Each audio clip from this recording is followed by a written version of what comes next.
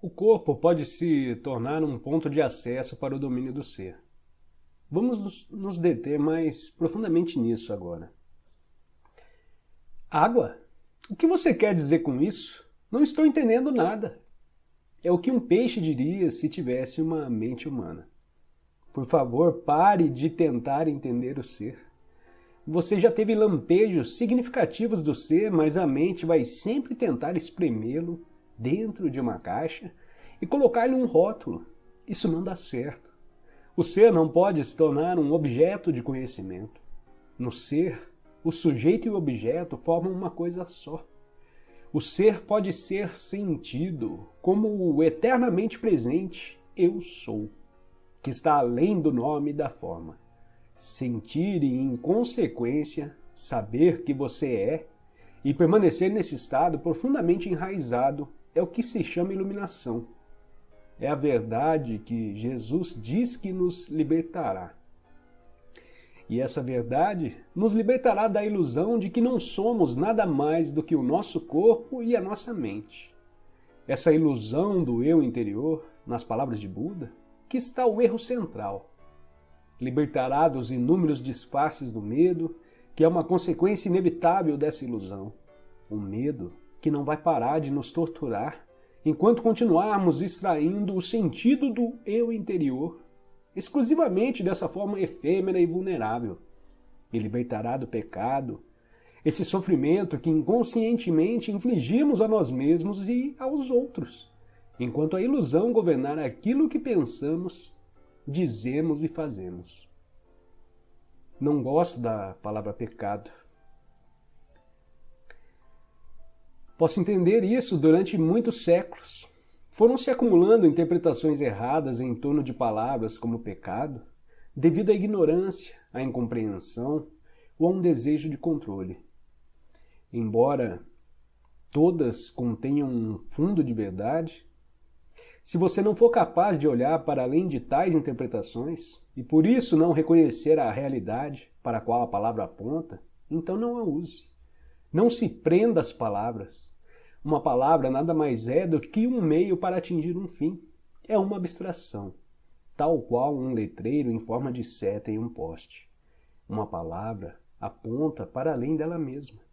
A palavra mel não é mel. Você pode estudar e falar a respeito do mel pelo tempo que quiser, mas não vai saber o que é enquanto não prová-lo. Depois de provar, a palavra perde a importância e não ficamos mais presos a ela. De forma semelhante, podemos falar ou pensar sobre Deus, sem parar pelo resto da vida. Mas será que isso significa que conhecemos ou que tivemos uma rápida visão da realidade para a qual a palavra aponta? Ela não passa de um apego obsessivo a um letreiro no poste, um ídolo mental. O contrário também acontece. Se por alguma razão não gostamos da palavra mel, pode ser que jamais o experimentemos. Se você tem uma forte aversão à palavra Deus, o que é uma forma negativa de apego, pode estar negando não só a palavra, como também a realidade para a qual ela aponta. Você estará se privando da possibilidade de vivenciar essa realidade. Tudo isso tem, naturalmente, uma relação direta com o fato de estarmos identificados com as nossas mentes. Portanto, se uma palavra não significa mais nada para você, jogue-a fora e use outra que signifique. Se você não gosta da palavra pecado, chame-a então de inconsciência ou insanidade. Essa atitude talvez lhe aproxime mais da verdade, a realidade que está além da palavra, do que um longo uso equivocado da palavra pecado, deixando pouco espaço para a culpa.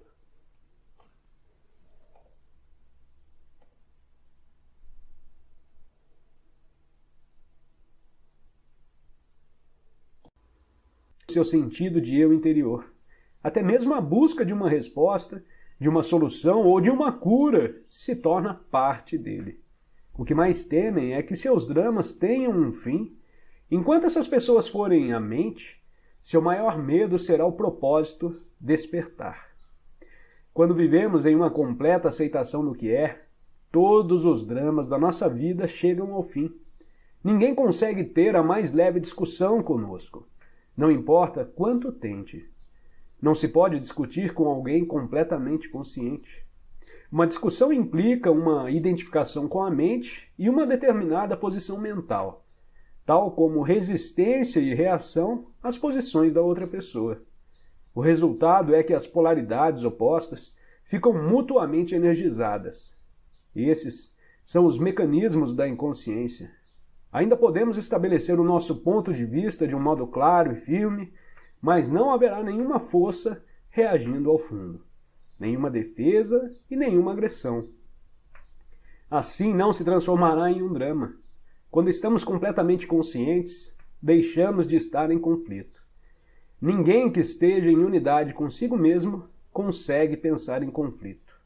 Diz o livro Um Curso em Milagres. O livro se refere não só ao conflito como outras pessoas, mas fundamentalmente ao conflito dentro de nós, que deixa de existir quando não há mais nenhum desacordo entre as buscas e expectativas da nossa mente e aquilo que é.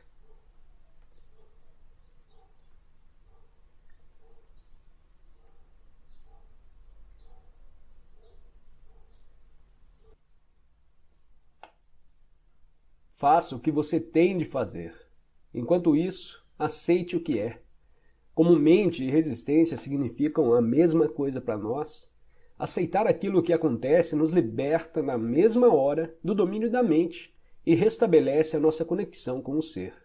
Como resultado, as costumeiras motivações do ego para agir, como o medo, a cobiça, o controle, a defesa ou a alimentação do falso sentido do ego, não vão mais funcionar. Uma inteligência muito maior do que a mente passa a dominar tudo e, com isso, uma diferente qualidade de consciência vai influenciar nossas ações. Aceite o que quer que venha para você nas tramas do destino, pois o que se ajustaria mais adequadamente às suas necessidades. Isso foi escrito há 2000 anos por Marco Aurélio, um homem extraordinário que, além de poderoso, tinha uma grande sabedoria. Parece que a maioria das pessoas precisa vivenciar uma grande carga de sofrimento antes de abandonar a resistência e aceitar. Isto é, antes de perdoar.